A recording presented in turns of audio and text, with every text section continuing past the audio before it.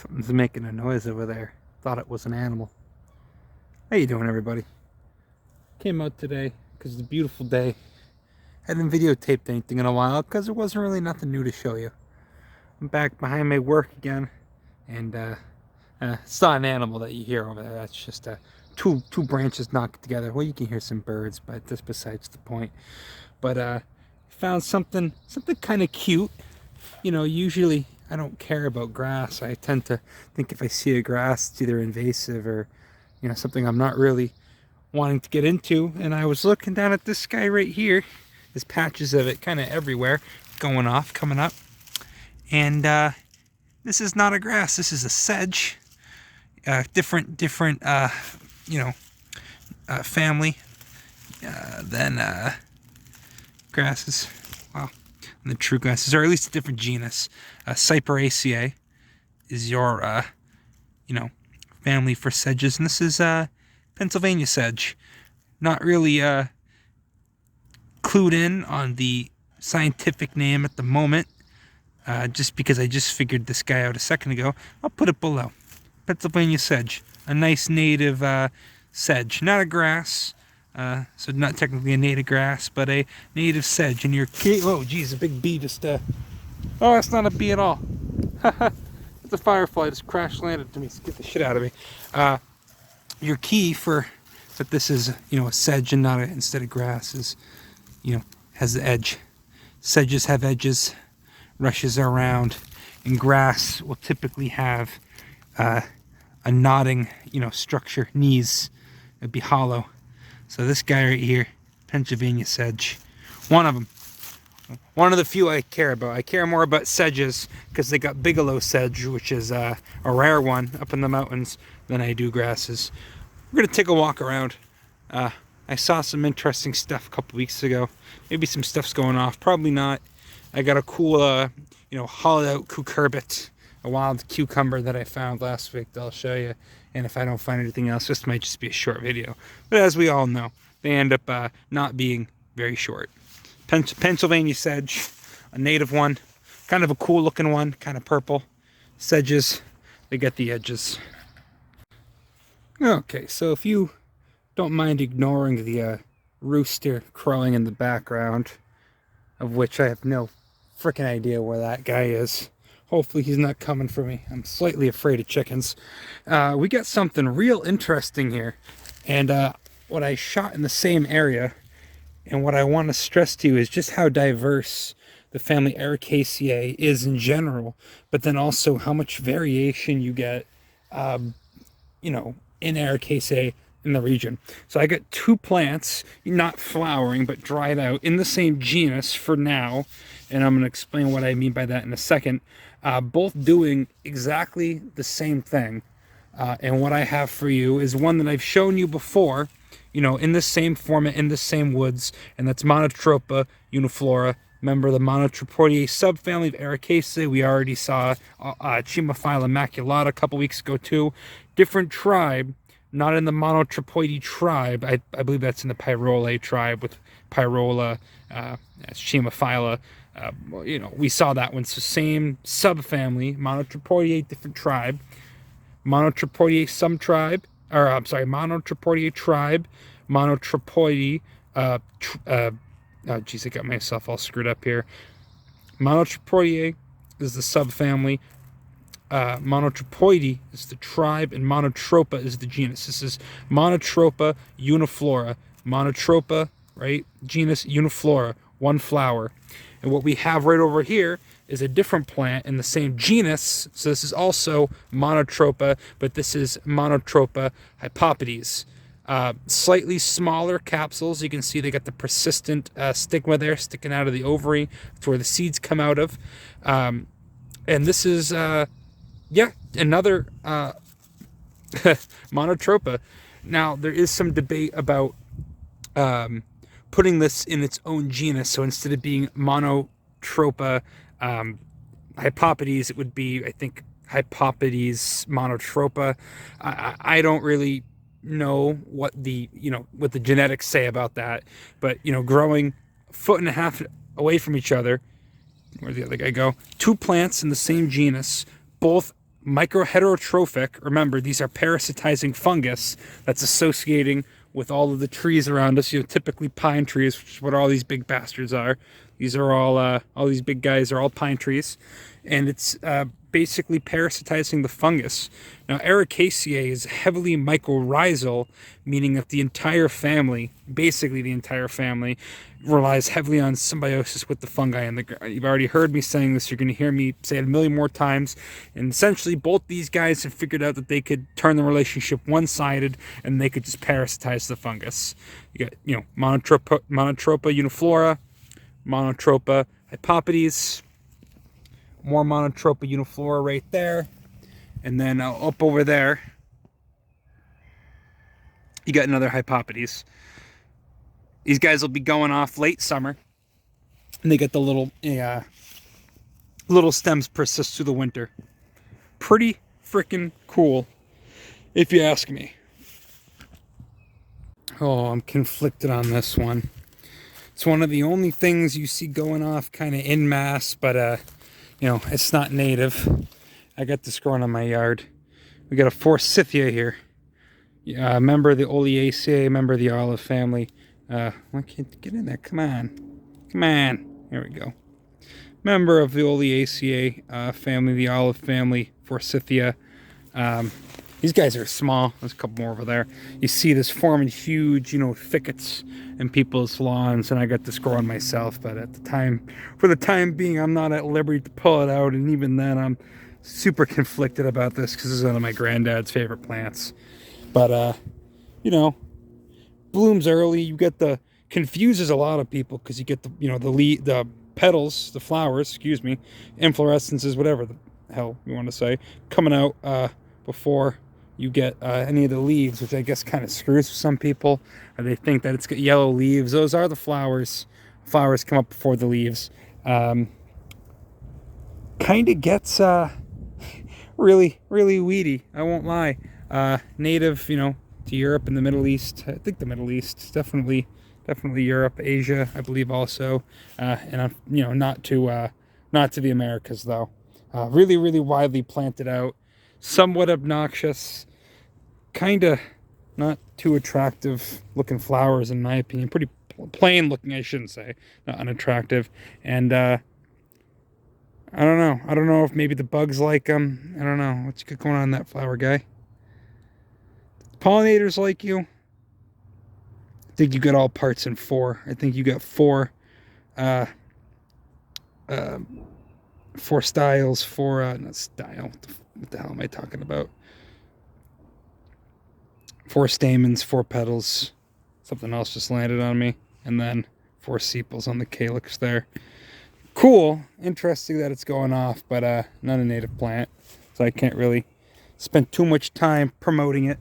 I saw something down over here that looked kind of interesting though. I don't know if it was a flower or just something starting up. Oh yeah, just something starting up right down in there. I don't know what that is. We're gonna keep going. All right, so coming up here on the edge of the cemetery, obviously you can see there's a bunch of overgrowth. There's another Forsythia over there. We're right at the end of this little trail they built through here, and yeah, this is pretty overgrown and pretty kind of creepy looking, but not this guy's fault. This is a native cucurbit, native member of the Cucurbitaceae family, cucumber, squash, pumpkin gourd family. This is a Echinocystis lobata. Specifically, this is the leftover fruit. The pepo, as it's termed. Pepo is just a fruit in the Cucurbitaceae family, and he's a spiky guy. He's not doesn't hurt. He's just kind of hairy, coming up underneath what looks to be some sort of vining rose that may not be native. And he goes all the way up there, just weaving his way through. You can see some of the residual tendrils from last year, which are just modified leaves. And then, of course, I don't believe this would be edible should you try and put it in your mouth. Got the 2, what would you say, 2 locules? I'm not actually sure. I'd have to stay. I'd want to cut a fresh one open before I made any sort of decision on that. And just this one. Pretty common throughout, the East. Yeah. Always love to see a wild cucurbit. Probably, presumably big, beautiful yellow flowers. Later on in June, maybe July. I'm not sure. I don't know too much about this species other than that it's a cucurbit and that it's Cynocystis is the genus on this. I don't know if that's monotypic. I would find it hard to believe so, but I know that's the one genus of Cynocystis we get out here on the East Coast. I'm probably gonna head back now. No real point in showing you a bunch of just roses coming up. Ow, stuck my finger right on a thorn there. Who knows what this is? Maybe there's a million different species of rose, a lot of them introduced, some of them native, some really cool native genuses of rose, not in Rosa. You get GM Peckiae is an endemic one, Potentia robinsiana is another endemic one. Both those I'll be hoping to show you, once it warms up. Ton of invasive garlic mustard down there. Always try and just look the other way when I see that. Yeah, you can eat that. I know that I always advise against eating anything, just fine growing, but apparently you can eat that. And if it's invasive, I wish people would eat the invasives. Looks like they planted a bunch of these are not white pines growing up here. I think these are Pinus rigida or Pinus resinosa. This is one of them right here. Let's see, what do we get? 2 needles or this is just a white. This is just a white pine sapling growing next to these other pines. I don't remember. I counted the needles. I think it was God, I want to say it was Pinus rigida. I don't know. I got better things to do than key out pine tree right now. There's one of the cones. Just no, it's not. These aren't white pines. I think they were planted here because this is the only place on this trail that I've seen these growing, and they're growing right next to the cemetery on the right. But like I said, I like to come out and do this at least once a week during work at the birch tree right there, Betula. Got to work on getting those keyed out. There's a few different ones. Betula has some really nice diversity in the area. They get the old cemetery here. That's the one. It says prior to 1800. This is 1700s colonial era cemetery. Some birds chirping behind me. But yeah, Betula's got some good variety. There's the Forsythia we walked by earlier, right there. I got to work on keying those out a little bit more. Paper birch, Betula papyrifera. It's one of my favorite plants, but you get a few lookalikes. You get Betula cordifolia, the heart-leaved birch too, which is a lookalike. And of course, you get the yellow birches, which are the big bastards, the big ones. You get the black birch, river birch. It's probably like maybe 10 of them, quite a few. Good amount of diversity in that. But we're just walking. I'm getting winded because I'm out of shape. Oh, there's some crap right there. It's always nice to see. We'll go this way. We'll see if we got anything over here. But I wish more people were fortunate to have a nice little walking trail next to their place of business. It does the heart and the soul good to come out and break up your workday. Even early spring has some more monotropa. Those are going to be everywhere. If you walk into a pine forest, you're going to find monotropa doing their thing. But here's a good lay of the land of what we're looking at here. It looks like something might be going off over here. If I can't figure this out, I'll hop off for a second and I will figure it out. I'll get back to it. This looks kind of interesting. Gotta go off the trail a little bit. I see catkins.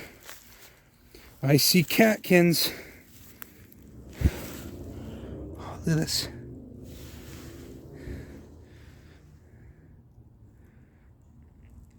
Come on. Work with me here.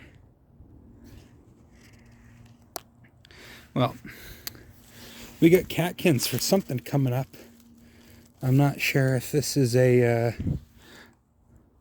maybe a birch.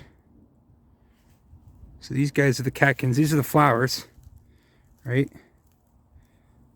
Are they, or are they seeds? What the hell am I looking at here?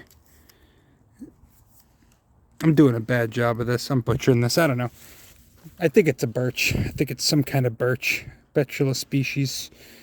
I'll take some pictures. I'll put it if I can figure out. If I can, I can't. But I just can't figure out if these are the growth from this year, or if these are the flowers from this year, or if these are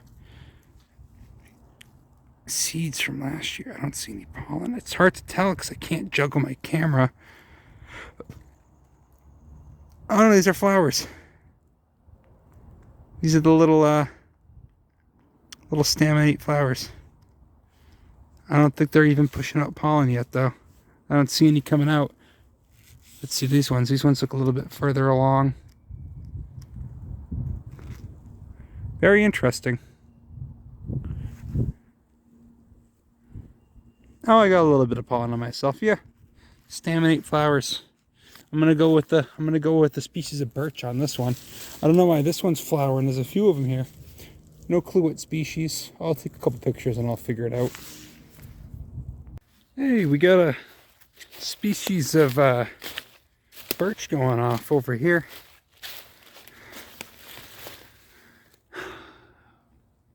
They do the whole monoecious thing. They got the male and female flowers coming out on catkins, which are what these are. Presumably the male ones. Maybe the female ones. I think female catkins are usually smaller. You get some new, come on. Work with me here. Oh, I had it for a second. Come on. Some new growth coming in. I think those are male catkins. Anemophilus. Birches are hard when they're young. Of course, you get the paper birch has some pretty, easily identifiable, how you would say, bark. But there's, quite a few species in the genus Betula in the area. You got a few other types of trees that do catkins, but I'm pretty confident asserting that these are birch catkins. See any pollen on there? Are they dumping their pollen yet? Maybe a little bit. I think these are Anemophilus too. These are wind pollinated, if I'm not mistaken. But yeah, some species of Betula here. Some species of birch. Can't tell you which one, just because I don't know off the top of my head. Especially when they're young like this, they're pretty hard to tell apart. But just know it's a birch. Know that they're monoecious, and know that these are called catkins. These are just bundles of the tiny little staminate, I believe, flowers, and then it gets the pistillate flowers later. See, I just took a couple off, and then the seeds come out in a catkin too. So that's, I hope that I'm not mistaken and that these aren't the seeds, but I'm pretty sure I see grains of pollen there. Moving right along, we're gonna wrap this up.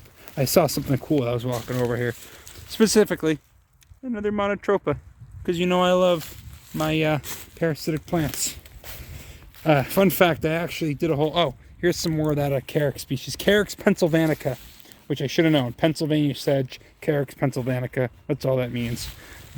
Same guy coming up. They get a bit bigger than this. These open up to little purple flowers. I don't know what the terminology is on a sedge, or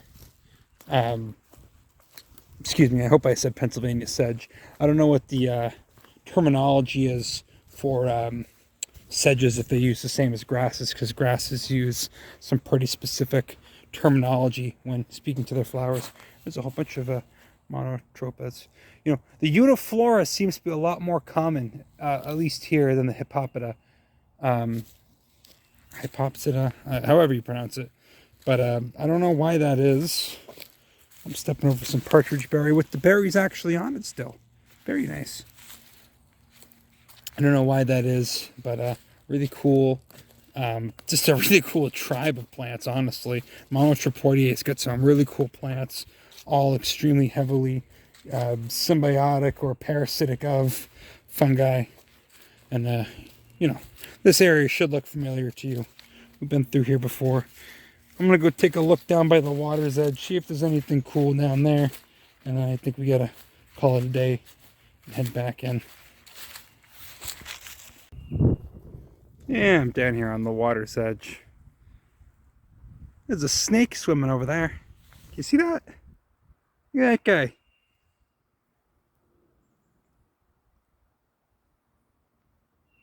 Just cruising.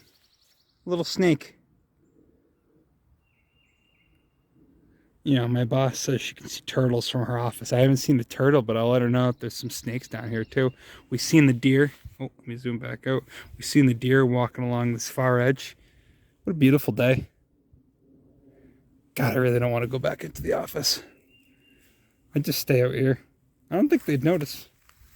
Just stay out here till 5. Gotta head into Boston after this. It'll be fun though. Have a beer. Going to a concert. I don't have the Massachusetts accent. I'm gonna be saying that repeatedly. But this might be what I leave you with. Just another shot of this beautiful little wetland down behind my place of business. Huh? Well, I hope I'll see you back again soon. Unless I find something else cool.